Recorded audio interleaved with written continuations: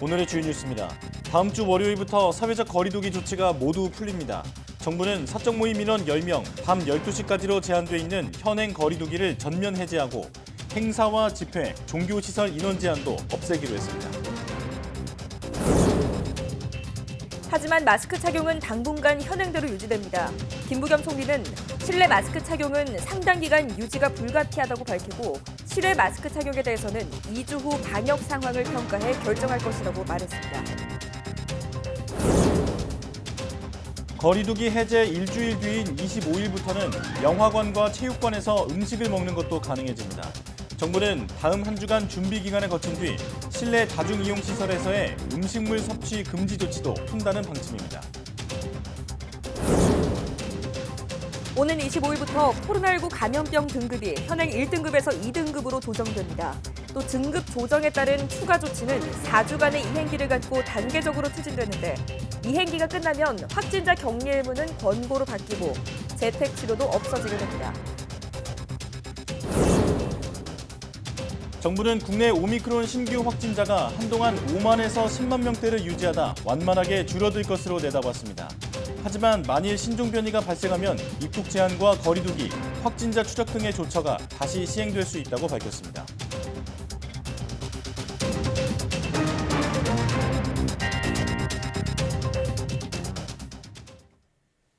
여러분 안녕하십니까? 사이언스 투데이 시작합니다. 정부는 국내 오미크론 유행이 한동안 하루 5만에서 10만 명대 수준의 확진자를 기록하다 완만하게 줄어들 것으로 내다봤습니다. 중앙재난안전대책본부는 국내 코로나19 유행이 지난달 셋째 주를 정점으로 유행 규모가 감소세로 전환했고 최근 3주간 확진자 감소세가 안정적으로 유지되고 있다며 앞으로 상당 기간 하루 5만에서 10만 명대를 유지할 것이라고 밝혔습니다. 중대본은 신규 위중증 환자와 사망자도 감소세로 접어들었다며 위중증 환자도 이번 주 정점을 찍고 앞으로 완만하게 감소할 것으로 예상했습니다. 정부는 확진자가 유행 정점 이후 감소세로 전환했지만 미국이나 영국과 같은 급격한 감소보다는 비교적 완만한 감소가 전망된다고 설명했습니다. 정부가 인원과 영업시간 제한을 완전히 해제하는 내용을 담은 사회적 거리두기 조정안을 발표했습니다. 권덕철 중앙재난안전대책본부 1차장은 브리핑에서 코로나19 유행 확산에 대응하기 위해 지난 2020년 3월부터 도입한 사회적 거리두기 조치를 오는 18일부터 모두 해제하기로 했다고 밝혔습니다. 이에 따라 사적 모임 10명, 영업시간 자정까지로 돼 있는 현행 거리두기는 다음 주부터 완전히 사라지게 됩니다. 행사나 집회도 인원 제한 없이 개최할 수 있게 됐습니다. 또 오는 25일부터는 영화관이나 공연장에서 음식을 먹는 것도 가능해집니다. 거리두기는 종료되지만 마스크 착용은 현행대로 당분간 유지됩니다. 정부는 다만 실외 마스크 착용은 이번 거리두기 조정으로 다수의 방역 조치가 해제되는 점을 고려해 방역 상황을 평가한 뒤 2주 후 조정 여부를 다시 논의하기로 했습니다. 이르면 다음 달 하순부터는 코로나19에 감염돼도 격리되지 않고 일상생활을 하면서 모든 병의원에서 대면 진료를 받을 수 있게 됩니다. 코로나19가 현재 1급 감염병에서 2급 감염병으로 하향 조정돼 진단과 검사, 치료의 모든 분야에서 일반 의료 체계로 전환됩니다. 정부는 정부 세종청사에서 포스트 오미크론 대응 계획을 발표하고 오는 25일 고시 개정을 통해 코로나19를 2급 감염병으로 지정하기로 했습니다. 코로나가 결핵이나 홍역 같은 2급 감염병이 되면 확진 시에 격리 의무가 없어지고 독감에 걸렸을 때처럼 개인 수칙을 지키면서 일반 의료 체계를 이용하게 됩니다. 또 생활비와 유급 휴가비, 치료비 등의 정부 지원도 종료되고 치료비도 건강보험과 환자 본인이 함께 부담하게 됩니다. 정부는 다만 2급 감염병으로 지정하더라도 4주 동안의 이행기를 두고 이 기간 동안에는 격리 의무와 치료비, 생활비 지원 등 현행 체계를 유지하기로 했습니다. 정부가 거리두기 전면 해제에 맞춰 프로스포츠 경기 입장료를 반값 할인하고 최대 3만 원의 숙박 할인권도 지원하기로 했습니다.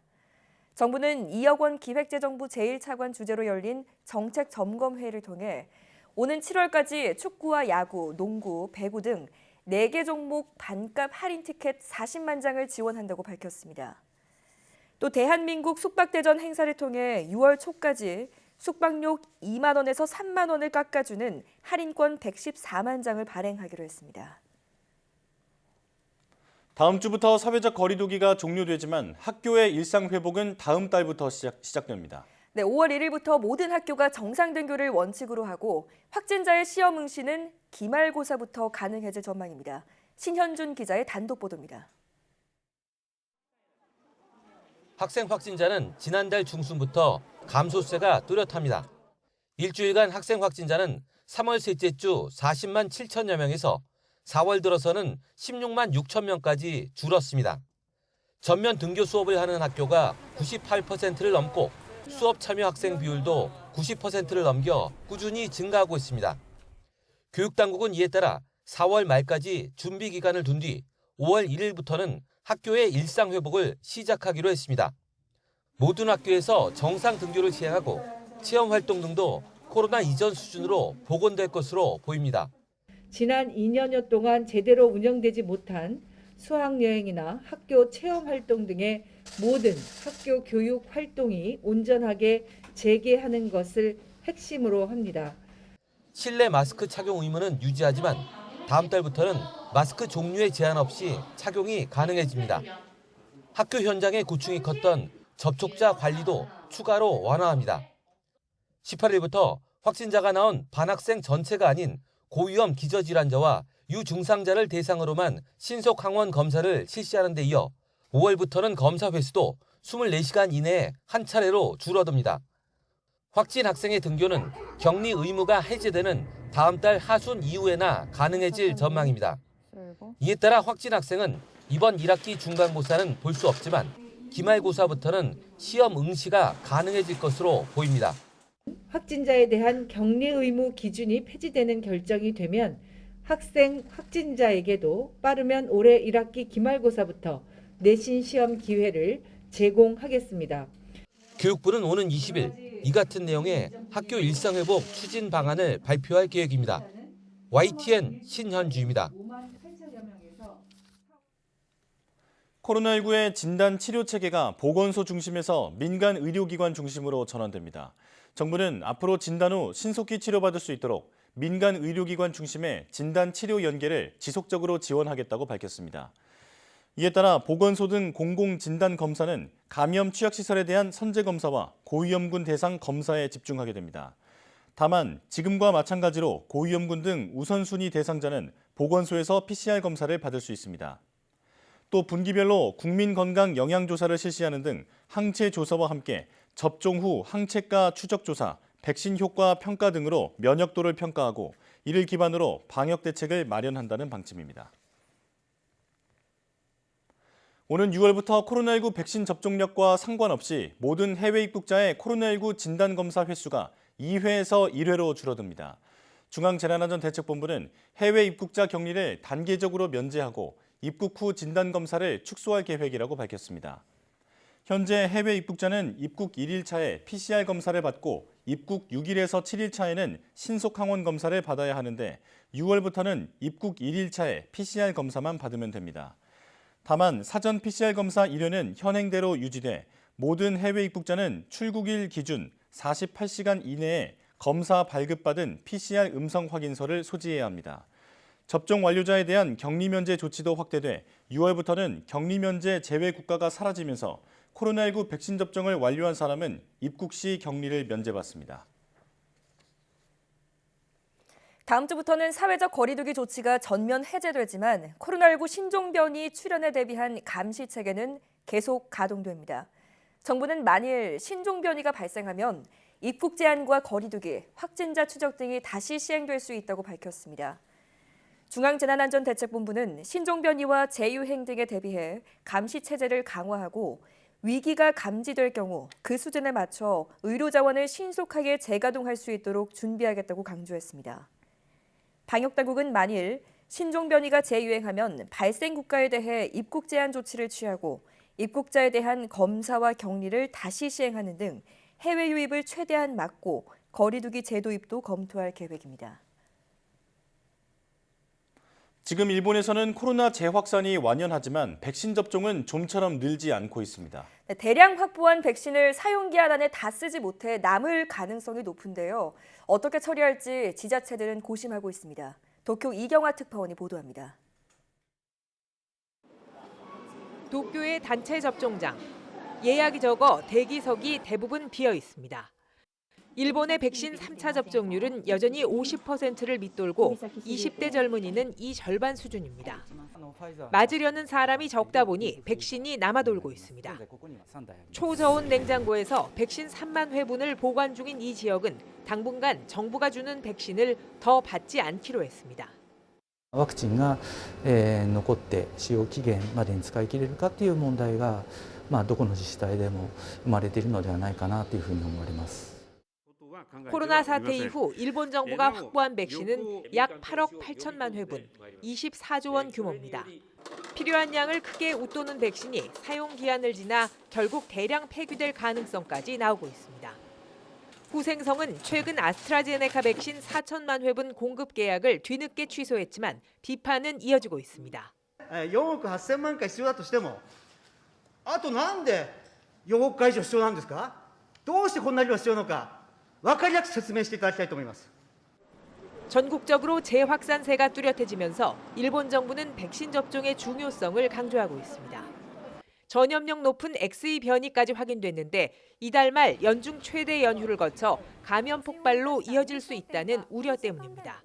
これが都市部では高止まり、地方部では上昇というようなことがあって、感染が拡大するしてもおかしくない背景がここにあるわけですよね。 일본 정부는 백신 접종 증명서가 있으면 입장료를 할인해 주는 등 젊은이들의 접종을 늘릴 대책을 곧 시행할 방침입니다. 도쿄에서 YTN 이경아입니다.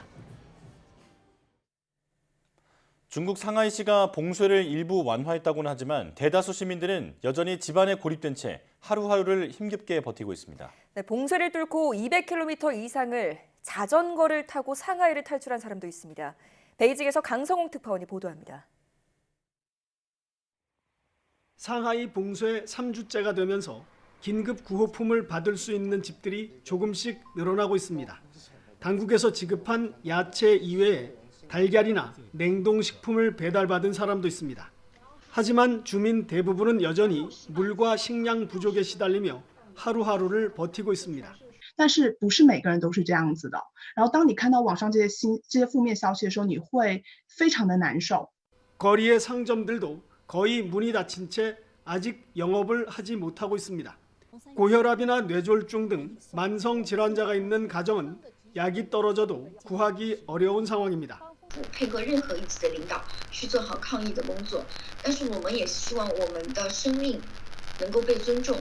중국 생활에 익숙하지 않고 말도 잘 통하지 않는 외국인들의 불안감은 클 수밖에 없습니다. 이런 장기 격리가 언제 끝날지 모른다는 게 더 힘이 듭니다. さすがにそれされるとちょっと僕も発狂しちゃうかもしれない。 외부로 나가는 주요 도로가 봉쇄된 상하이를 자전거를 타고 탈출한 사람도 생겨났습니다.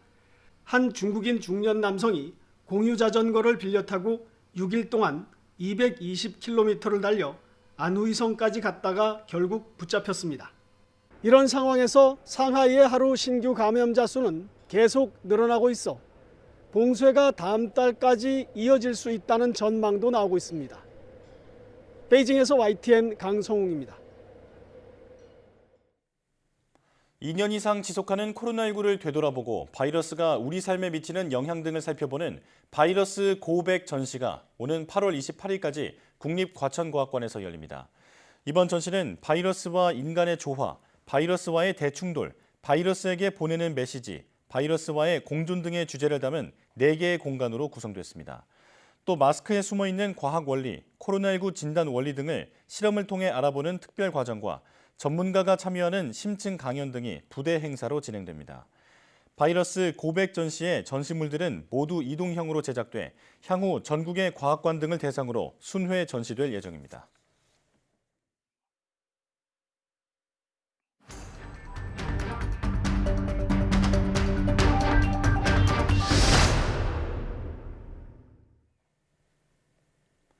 다음 주부터 사적 모임 인원과 영업시간 제한 등 사회적 거리 두기가 전면 해제됩니다.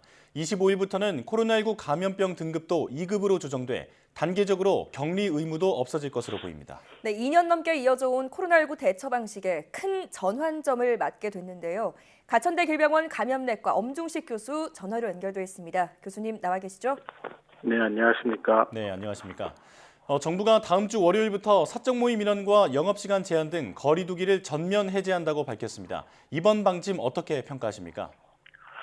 예, 오미크론 유행이 이제 감소하면서 언젠가는 결정을 해야 될 내용이긴 하지만, 아직 확진자가 10만 명 중반대가 계속 나오고 있는 상황이고, 이것은 결국 지역사회 내에서 전파가 가능한 감염자들이 상당수가 존재한다라는 상황이기 때문에 네. 이 시점에서 이제 거리두기를 완전히 중단하고 또 감염병 등급도 조절을 하고 그리고 이제 격리도 해제하는 그런 형태로 가는 것은 유행이 굉장히 느리게 호전되거나 또는 경우에 따라서는 확진자 수가 다시 증가하는 계기가 될 수 있다라는 생각이 들어서 시기적으로 조금 안 맞지 않나, 좀 이르지 않나 이런 평가를 하고 있습니다. 네. 예. 아직 확진 추이를 봤을 때 조금은 이른 조치가 아니었나 이렇게 우려를 나타내셨는데요. 자, 내용을 살펴보면 마스크 착용은 일단 현행 방침대로 유지가 됩니다. 실외 마스크 착용의 경우에는 2주 후에 이제 상황을 보고 다시 결정을 하기로 했는데 지금 상황으로 본다면 2주 후에 실외 마스크 착용 해제까지 가능하다고 보십니까? 일단은 지금 코로나19와 관련해서는 백신과 마스크가 우리를 지키는 가장 기본적인 요소인데요. 예. 특히 이제 고위험군에 해당하는 분들, 그러니까 이 사망이 많이 일어나는 그런 취약한 인구 집단에 대해서는 마스크만큼 그 효율적인 그 방어 방법이 없기 때문에 예. 이 실외이긴 하지만 마스크 착용을 중단하는 것과 관련해서는 좀 더 심도 있는 논의가 필요하고 실외의 경우에도 좀 경우의 수를 좀 나눠서 실외라고 하더라도 마스크 착용을 유지해야 되는 곳과 그렇지 않은 곳을 좀 구분해서 지침을 마련할 필요가 있다고 생각을 합니다. 예. 네. 신중하게 지침을 마련해야 한다는 말씀인데요. 자, 25일부터는 코로나19 감염병 등급이 2급으로 조정됩니다. 정부는 4주간에 걸쳐서 단계적으로 이행한다는 방침인데 지금 1급에서 2급으로 조정된다면 구체적으로 어떻게 달라지는 겁니까? 일단은 1급 감염병은 반드시 격리를 해야 되는 그런 질환으로 분류가 되고 그것도 음압 격리가 필요한 게 이제 원칙인데 지금 코로나19와 관련돼서는 굉장히 많은 상황들이 변화했고 실제로 이제 음압이 아닌 곳에서도 격리하고 치료하는 그런 상황들이 가능해진 걸 확인했기 때문에 네. 2급으로 변경하는 것은 타당하다고 봅니다. 그런데 이게 이제 2급 감염병으로 분류가 되고 나면은 이 관리와 관련된 모든 지침들이 다 변경이 돼야 되고 예. 그 지침이 변경이 되면 의료기관뿐만이 아니라 지역사회에서도 여러 가지 그 현장의 대응 방법이나 이런 것들을 변경해야 되기 때문에 4주간의 이행 기간 동안 충분하게 준비를 하고 현장을 그 변화시킨 후에 이 2급 감염병으로서 대응을 하면 가능하지 않을까 이렇게 생각을 합니다. 그리고 또 하나는 이제 1급 감염병일 때는 여러 가지 지원, 보상 같은 것들이 따라갔지만 2급 감염병이 되면 이제 이런 것들이 사라지게 되거든요. 예. 이런 과정에서 국민들이 느끼는 불편함이나 의료기관들이 손실을 얻을 수가 있기 때문에 이제 이 부분도 좀 충분한 검토가 필요하다고 생각을 합니다. 예. 네.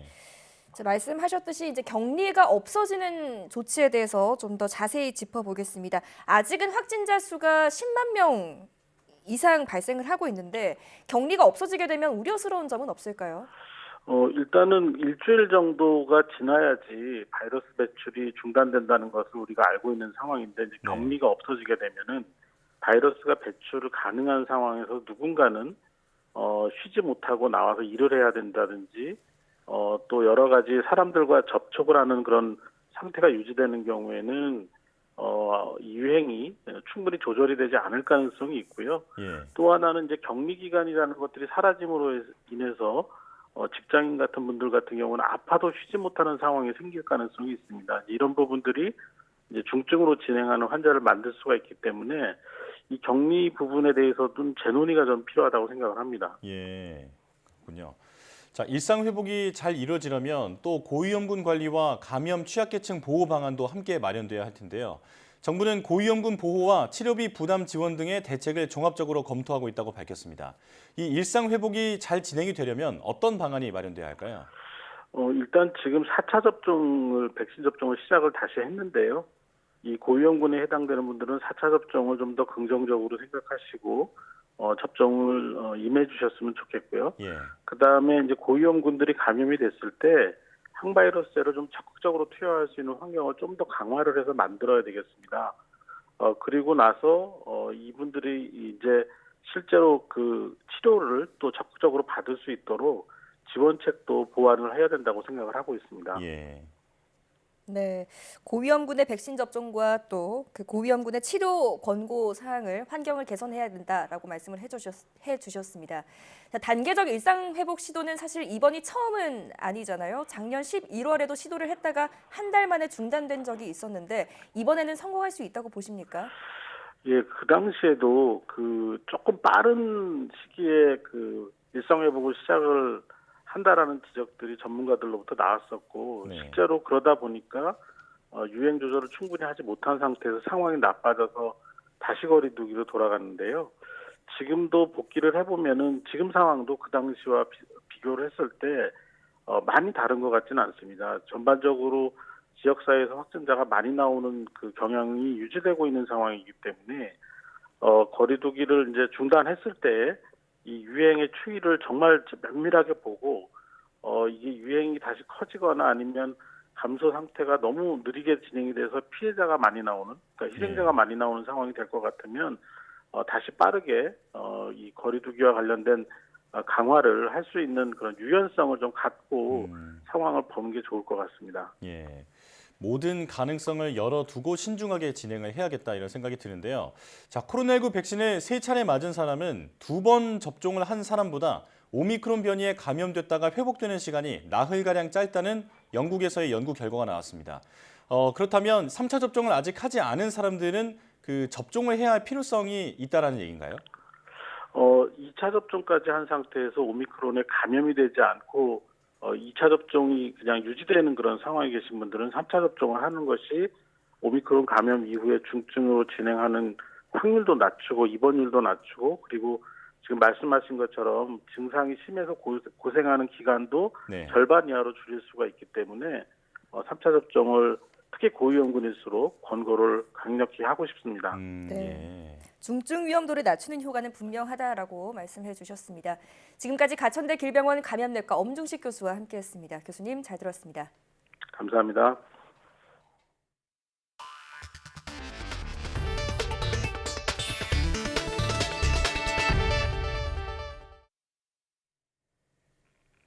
치매와 파킨슨씨병 등 뇌질환을 진단하는 데에는 신경심리검사라는 뇌인지검사가 필수인데요. 국내 바이오 기업이 기존에 60분 이상 걸리던 신경심리검사 판독 시간을 5분으로 단축하는 자동화 판독 프로그램을 개발했습니다. 이성규 기자가 취재했습니다. 40대 후반의 직장인 A씨. 최근 기억력이 떨어지는 것 같아 뇌인지 기능을 종합평가하는 신경심리검사를 받았습니다. 신경심리검사는 뇌질환의 진단과 치료, 재활 등에 필수적이지만 검사 결과를 판독하는 데 시간이 오래 걸립니다. 여기에다 판독 인원도 부족해 검사가 필요한 것으로 추정되는 400여만 명 가운데 90%는 제때 검사를 받지 못하고 있습니다. 그래서 수요는 점점 늘어나는데 거기에 비해서 이 검사를 시행할 수 있는 임상 심리사들은 그 수가 부족해서 결과적으로는 수요에 따른 공급이 충분히 되고 있지 않다는 것이 지금 문제라고 보시면 되겠습니다. 신경심리검사를 적게 받지 못하면 뇌질환의 조기 진단이 어렵고 적절한 치료법이나 재활계획 수립도 힘듭니다. 국내 연구진이 신경심리검사 판독 시간을 기존의 60분에서 5분으로 단축하는 자동화 판독 프로그램을 개발했습니다. 신경심리검사 관련 연구 데이터 40만 건을 빅데이터로 활용했습니다. 인터넷에 신경심리검사 채점 결과만 입력하면 즉시 판독 보고서 초안이 자동으로 생성되고 이후 검사자가 필요한 부분만 확인 수정해 최종 판독 보고서를 완성합니다. 회사는 자동화 프로그램을 이용해 판독의 속도를 높이고 임상시험자들의 숙련도에 따라 판독 편차도 줄일 수 있다고 설명합니다. 그래서 이런 이제 Read Smart for You와 같은 표준화된 자동 판독 리포트를 제공하는 소프트웨어를 씀으로써 이제 판독의 속도를 증가시킬 뿐만 아니라 판독의 수준이나 판독하는 양식의 표준화도 함께 이끌어낼 수 있기 때문에 이를 통해 환자의 검사 예약 기간을 단축하고 의료진이 더 많은 환자를 진료할 수 있을 것으로 기대하고 있습니다. 신경심리검사 자동 판독 서비스는 임상시험을 거쳐 이르면 2년 이내 상용화될 전망입니다. YTN 사이언스 이성규입니다. 올해 인천 지역의 중학교 신입생 2만 6천여 명 전원에게 노트북이 지급됐습니다. 인천시 교육청의 디지털 인프라 구축 사업의 일환인데 새 노트북을 받아든 학생들은 문서 작성과 코딩 등을 마음껏 배울 수 있다며 기뻐했습니다. 이기정 기자의 보도입니다. 새 노트북 컴퓨터를 받게 된 중학교 1학년 학생들의 설레는 표정이 역력합니다. 인천시 교육청이 중학교 142곳과 특수학교 등에 입학한 신입생들에게 노트북 26,900여 대를 일괄 지급한 것입니다. 아, 이거 너무 멋져. 진짜 이거 완전 신제품 아니야?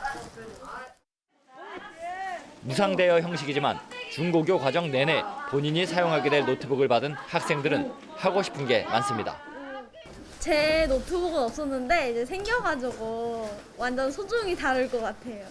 제가 평소에 엔트리나 그런 코딩이나 게임 쪽을 하고 싶어 했는데 이 컴퓨터로 열심히 한번 해보겠습니다. 인천시 교육청은 온라인과 오프라인이 병행되는 학습 환경 속에서 1인 1스마트 기기를 확보하도록 노트북 보급 사업을 시작했습니다. 내년에도 중학교 신입생용 노트북 구매를 위해 329억 원의 예산을 수립해 놓았습니다. 교육청은 동일한 성능의 노트북을 통해 수업의 효율성도 높이고 프로젝트 수업과 코딩 수업 등 차별 없는 디지털 교육 환경을 구축해 나가겠다는 방침입니다. 가정의 경제 사회적 환경에 상관없이 디지털 사회에 대한 적응력과 역량을 기를 수 있도록 평등한 디지털 교육 환경을 지원하려는 정책입니다. 새 노트북을 품에 안은 신입생들은 하굣길에도 마냥 들떠 있지만 이를 부러운 듯 지켜보는 2학년과 3학년 학생들의 상대적 박탈감도 앞으로 해결해야 할 숙제로 남았습니다. YTN 이기정입니다. 볼로디미르 젤렌스키 우크라이나 대통령은 러시아 침공 50일째를 맞아 국민에게 감사의 마음을 전했습니다. 젤렌스키 대통령은 대국민 영상 연설에서 러시아의 침공에 맞선 50일은 인간이 되기 위해 싸운다는 일생일대의 결정을 내린 국민의 성취라고 밝혔습니다. 젤렌스키 대통령은 항복하지 않고 견뎌온 모든 국민이 영웅이라며 결국 국민이 이길 것이며 조국의 평화를 가져다 줄 것으로 믿는다고 덧붙였습니다. 젤렌스키 대통령은 또 침공군은 우크라이나 국민에게 자행한 모든 일에 책임져야 할 것이라고 경고한 뒤 우크라이나를 지지하고 지원한 국가의 지도자와 국민에게 감사하다고 전했습니다. 러시아 흑해 함대의 기함인 모스크바 함에서 큰 폭발이 일어나 침몰했습니다. 우크라이나 측 주장대로 미사일 공격으로 인한 것인지는 확인되지 않았지만 우크라이나 동남부에서 전선을 집중하려는 러시아군에게는 큰 타격이 될 것이란 분석입니다. 김은건 기자가 보도합니다. 러시아 흑해 함대를 이끄는 모스크바함. 다양한 크루즈 미사일과 대공 미사일을 갖춰 역내 최강 전력을 자랑하는 순양함입니다. 우크라이나군은 현지 시각 13일 지대함 미사일로 모스크바함을 공격해 상당한 피해를 줬다고 주장했습니다. В Чорноморській операційній зоні протикорабельними ракетами «Нептун» уражений крейсер «Москва», флагман Чорноморського флоту Росії, отримав суттєве пошкодження. Виникла пожежа. 이에 러시아 국방부는 모스크바함에서 탄약이 폭발해 화재가 발생했을 뿐이라고 반박했습니다. 또 승무원들은 다른 배로 대피했다며 항구를 예인하던 중 악천후 속에 침몰했다고 밝혔습니다. 미국 정부는 우크라이나의 공격 여부를 확인할 수는 없지만 러시아에는 큰 타격이 될 것이라고 밝혔습니다. One story is that it was just incompetence, and the other was that they came under attack, and neither is a particularly good outcome for them.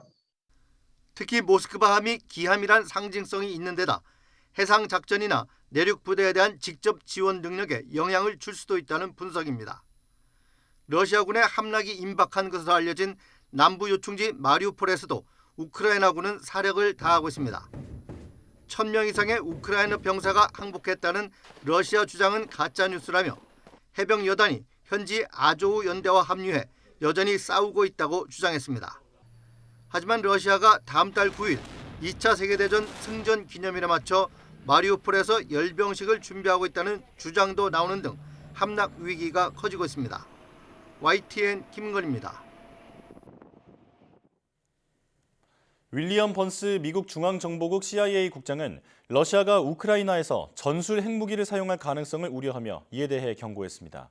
번스 국장은 현지 시간 14일 조지아텍 강연에서 우크라이나에서 상당한 전력 손실을 겪은 블라디미르 푸틴 러시아 대통령의 자포자기 가능성을 언급하며 이같이 밝혔습니다. 번스 국장은 우리 중 누구도 잠재적인 전술핵이나 저위력 핵무기 사용 가능성에 따른 위협을 가볍게 받아들일 수 없다며 다만 그 같은 우려를 뒷받침할 실질적인 증거는 많이 보이지는 않는다고 설명했습니다. 러시아는 약 2,000기의 전술, 저위력 핵무기를 보유한 것으로 추정되고 있습니다.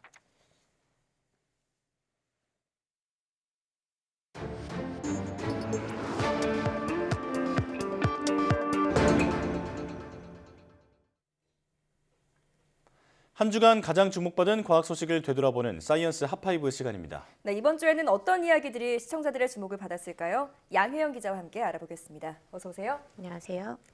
네, 첫 소식부터 알려주시죠. 네, 혹시 과학 드라마 하면 뭐가 떠오르시나요? 저는 그 미국 드라마긴 한데 네. 빅뱅 이론을 굉장히 재밌게 봤습니다. 네, 그렇죠. 뭐 그런 드라마도 있고 뭐 CES 이런 걸 꼽을 네. 분들도 있는데요. 요즘에는 과학 드라마 하면 사실 넷플릭스가 가장 먼저 떠오른다고 합니다. 달 탐사를 다룬 이 고요의 바다도 있고요. 또 좀비 바이러스를 만들어내는 생물 선생님이 나오는 지금 우리 학교는 이런 것도 생각할 수 있죠.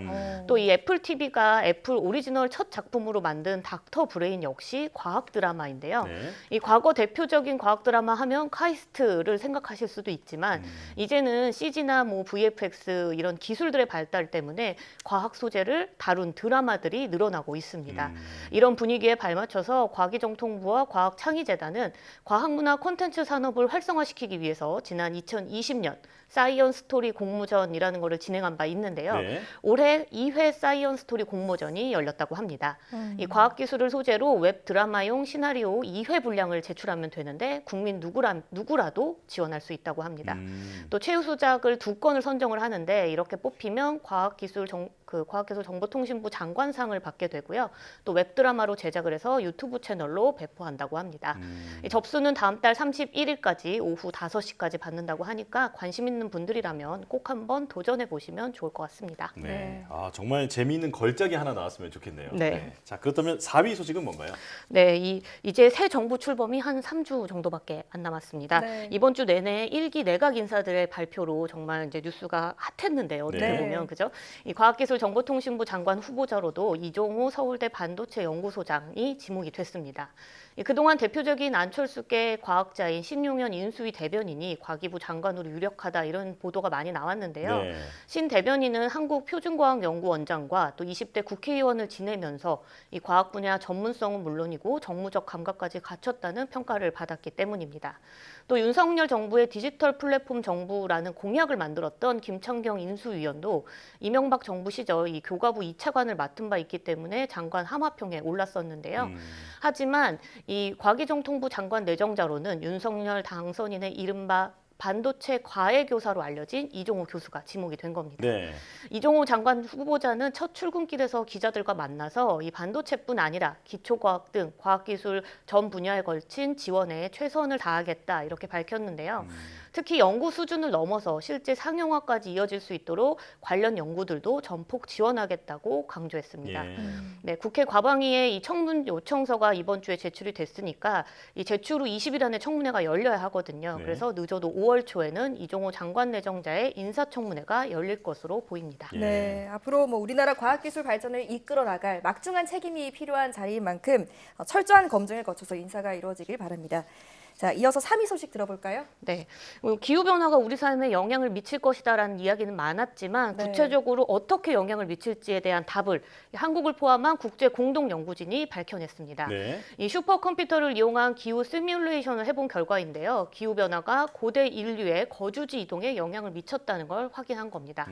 이 연구 결과 고대 인류는 초기에 안정적인 기후를 선호했기 때문에 그 아프리카에만 모여서 살았습니다. 네. 하지만 빙하기와 간빙기 간격이 아주 길어지게 되는 큰 기후변화가 일어난 이후 주거지에 변화가 생기기 시작한 건데요.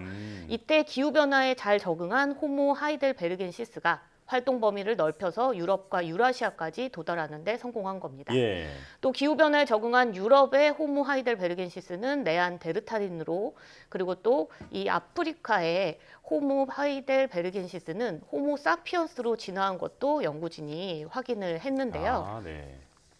네, 연구팀은 과거 100만 년 수준에 걸쳐 이루어진 이 기후 변화가 앞으로 100년 안에 빠른 속도로 일어날 것으로 예측이 되는 만큼 네. 인류가 앞으로 생존할 수 있는 주거지의 변화도 그만큼 크게 일어날 수 있다고 강조하고 있습니다. 예. 이미 사실 저지대 국가 중에는 도시를 옮기고 있는 나라도 있잖아요. 이제 벌써 현실이 됐다라고 볼 수 있겠습니다. 자, 이제 2위인데 마스크 관련 소식이군요. 네, 그렇습니다. 우리가 지난 2년 동안 이 강도 높은 사회적 거리두기를 시행을 했잖아요. 네. 우리 국민들은 그런 강도 높은 사회적 거리두기에서 이 코로나19 감염 예방에 어떤 것이 가장 효과적이냐라고 질문했더니 마스크 착용 의무화가 가장 효과적이다 이렇게 꼽았습니다. 네. 유명순 서울대 보건대학원 교수팀이 10개의 행정명령을 제시한 이후 이 중 비용 대비 가장 감염 예방에 효과적이었다고 생각하는 조치를 순서대로 3개를 골라달라 이렇게 설문을 했는데요. 그 결과 응답자의 85.9%, 그러니까 압도적인 비율로 가장 효과적인 행정명령으로 마스크 의무화를 꼽은 겁니다. 네. 또 이어서 42.9%가 유흥시설 등 중점 관리시설의 집합 금지를, 42%는 사적 모임 인원 제한을, 32.9%는 다중이용시설 운영 제한을 뽑았습니다. 반대로 가장 비효율적이었던 행정명령은 무엇인지 물어봤더니 대중교통 감축 운행과 복지시설 또 공공시설의 운영 중단을 꼽았습니다. 네.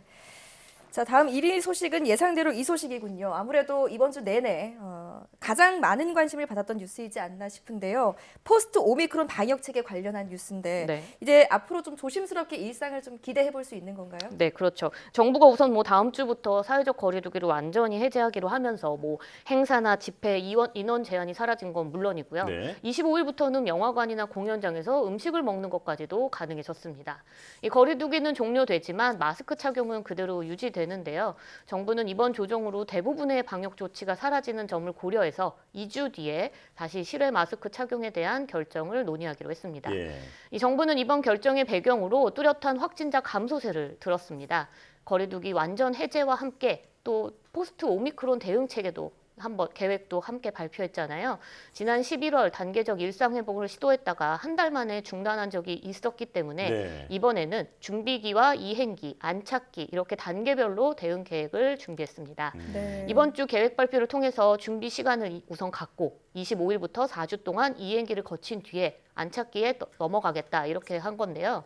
이행기 시기에는 우선 코로나19 감염병 등급을 현재 1등급에서 2등급으로 전환을 합니다. 네. 이렇게 되면 25일부터 4주 동안 지금처럼 확진자 7일 격리가 유지는 되지만 안착기 이후로 들어선 이후 확진자들의 7일 격리가 의무가 아닌 권고로 바뀌면서 자율 관리를 하겠다는 겁니다.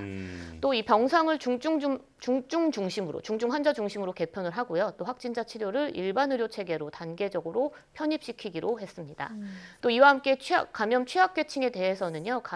집단 감염 예방을 위한 선제적 검사는 계속 이어가기로 했고요. 또 보건소와 시설별로 한 라인을 구축해서 대응팀도 운영하기로 했습니다. 네. 다시 일상으로 돌아간다니까 설레고 좋기는 한데 자꾸 지난해 다시 유행이 시작됐던 게 떠오르거든요. 네. 끝까지 개인 방역 수칙은 잘 지켜야겠습니다.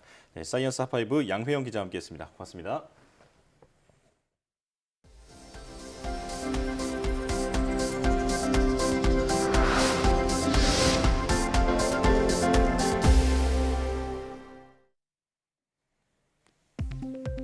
지구온난화에도 지난 수십 년간 남극의 바다 얼음이 늘어난 건 지구의 자연적인 현상 때문이라는 연구 결과가 나왔습니다. 1979년에서 2014년 남극 해빙은 5에서 6% 이상 증가해 지구온난화로 인해 1에서 3% 감소할 것이라는 과학계의 예측에 들어맞지 않았습니다. 극지연구소와 IBS 등 연구팀은 지난 40여 년간 서태평양 수온이 올라간 반면 동태평양의 온도는 내려갔고 이런 현상이 복합적으로 작용해 남극해 수온이 떨어졌다고 밝혔습니다. 또 이 같은 지구의 자연스러운 변동성이 인간 활동으로 인한 지구온난화보다 더 큰 힘으로 작용해 남극 해빙 증가를 유발했다고 설명했습니다. 연구팀은 이번 연구로 인간 활동과 자연 변동성의 영향을 구분해냈다며 앞으로 기후 예측의 신뢰를 높이는 데 도움될 것이라고 말했습니다. 과체중 여성은 신부전 위험이 크고 이런 현상은 폐경이 늦은 여성일수록 더 심하다는 연구 결과가 나왔습니다. 신부전은 심장 기능에 이상이 생겨 체내 모든 기관과 조직에 혈액 공급이 부족해지는 질환입니다. 미 UC 데이비스 연구팀은 여성 4,500명을 대상으로 연구한 결과 체중을 신장의 제곱으로 나눈 BMI 수치가 60 올라갈 때마다 신부전 위험이 최고 2배까지 증가했다고 밝혔습니다. 특히 55세 이후에 폐경이 온 여성의 경우 이런 상관관계가 제일 강하게 나타났고 조기 폐경이나 정상 폐경이 일어난 여성의 경우는 상관관계가 낮거나 없었다고 덧붙였습니다. 차세대 신소재인 그래핀을 이용해 피부 온도를 측정하고 치료까지 할 수 있는 시스템이 개발됐습니다. 연세대와 인천대 공동연구팀은 나노미터 수준으로 얇고 유연한 그래핀으로 온도 센서를 개발하고 무선 통신 시스템과 결합시켜 피부 넓은 면적에 부착된 상태로 장시간 정밀하게 온도 분포를 측정하고 전송해주는 시스템을 개발했다고 밝혔습니다. 또 개발한 시스템에 발열 기능이 탑재돼 상처나 발진 등 다양한 피부 질환에 대한 열 치료도 가능하다고 설명했습니다. 한국파스텔연구소는 신임 이사장에 이명철 전 한국과학기술 한림원 이사장이 취임했다고 밝혔습니다. 이 신임 이사장은 서울대 의대를 졸업하고 한국과학기술 한림원 원장과 이사장, 범부처 신약개발사업단의 이사장을 지냈습니다. 이 신임 이사장은 한국파스텔연구소가 보유한 기초 중개연구 역량과 글로벌 파트너십을 강화해 국가 감염병 대응의 전략적 거점이자 아태 지역 연구 네트워크의 허브로서 선도적인 역할을 수행하겠다고 말했습니다.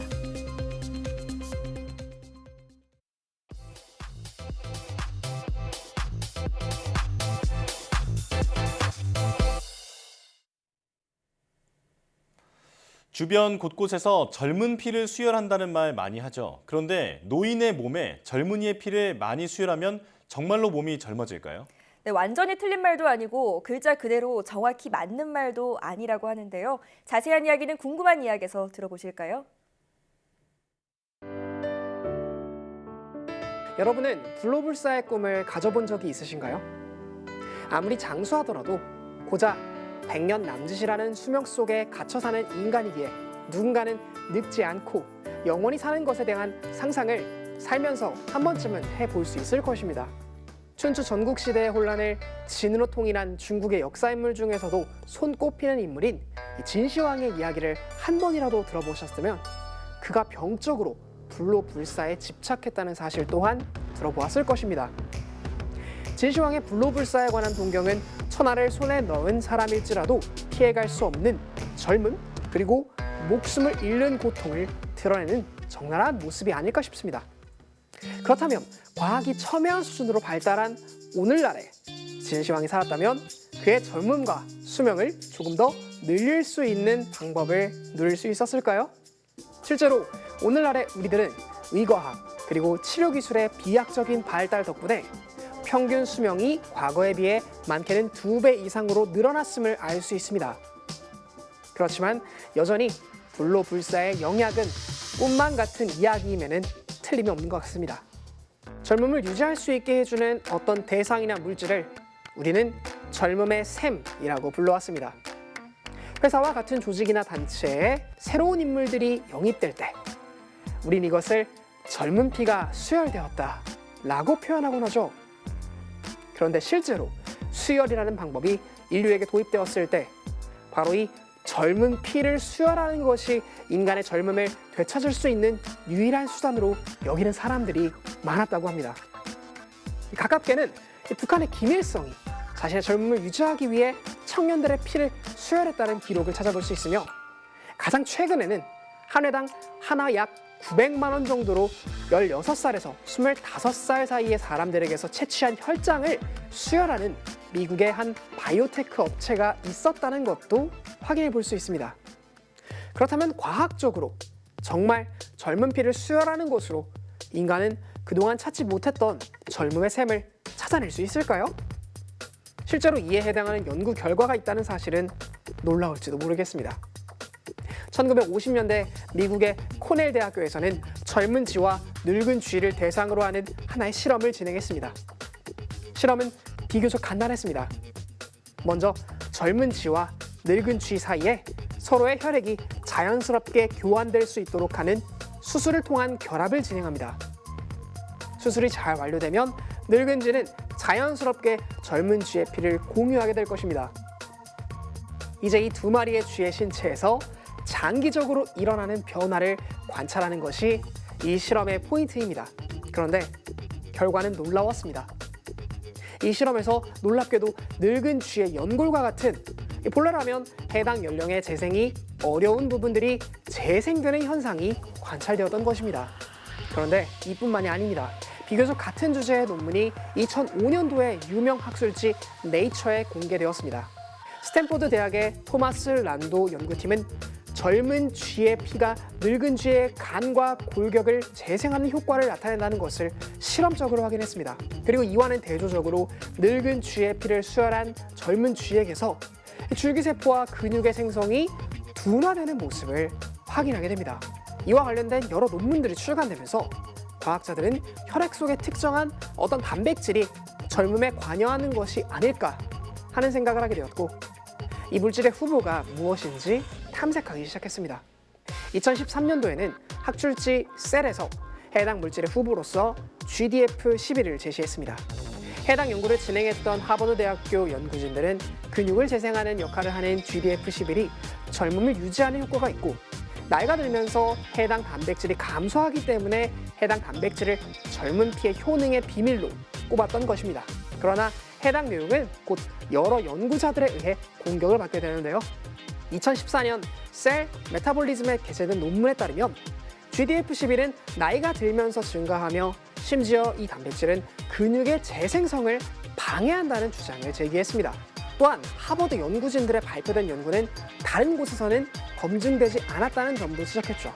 이어 2016년에는 학술지 네이처 커뮤니케이션에 게재된 논문에서 GDF11은 나이가 들면 많아지는 물질이라는 것을 재차 확인해 주었고, 오히려 이 물질이 증가하면 골밀도가 감소된다는 새로운 연구 결과도 내놓았습니다. 이러한 결과들 때문에 젊은 피 수혈과 젊음의 샘과의 관계에는 아직까지도 수많은 논쟁이 일어나고 있습니다. 그러나 공식적으로는 미국 식품의약국에 의해 젊은 피의 수혈이 법적으로 금지되는 결과에 이르게 되었습니다. FDA에 따르면 수혈이 노화를 포함한 알츠하이머, 파킨슨, 심장병, 그리고 다발성 경화증 등의 고령 질환을 치료할 수 있다고 알려져 있지만, 이와 같은 주장은 아직 명확하게 입증된 바 없다라는 사실을 지적하며, 치료 또는 예방을 위해 젊은 사람들의 혈장을 구입하고 주입하는 것은 입증된 임상적 이득이 없을 뿐더러 어떠한 혈장 제품일지라도 사용과 관련된 위험성이 있다는 입장을 발표했습니다. 일각에서는 젊음의 샘의 후보가 젊은 피에 있는 것이 아닐지도 모른다는 주장을 하기도 했습니다. 늙은 쥐에게 젊은 쥐의 피를 수혈하는 것이 아니고 단순히 혈장을 희석한 뒤 노후화된 몇 가지 단백질을 새 것으로 바꿔주는 것만으로도 젊은 쥐의 혈장을 이식한 것과 같은 효과를 거두는 몇 가지 실험이 등장했기 때문인데요. 이와 같이 혈액 내에 혈장을 분리한 뒤 대상에게 유해한 병적 물질을 선택적으로 제거한 혈청을 다시 대상의 혈액으로 주입하는 기술을 혈장 분리 교환술이라고 합니다. 만약 새롭게 등장한 늙은 쥐 실험에서의 결과처럼 혈장을 청소해주고 필요한 몇 가지 단백질을 공급해주는 것만으로도 젊음을 되찾을 수 있다면 불로불사는 아닐지라도 고령화 시대를 맞이하고 있는 인류에게 있어서 더 없는 희소식이 아닐까 하는 생각을 해봅니다. 이상 궁금한 이야기였습니다.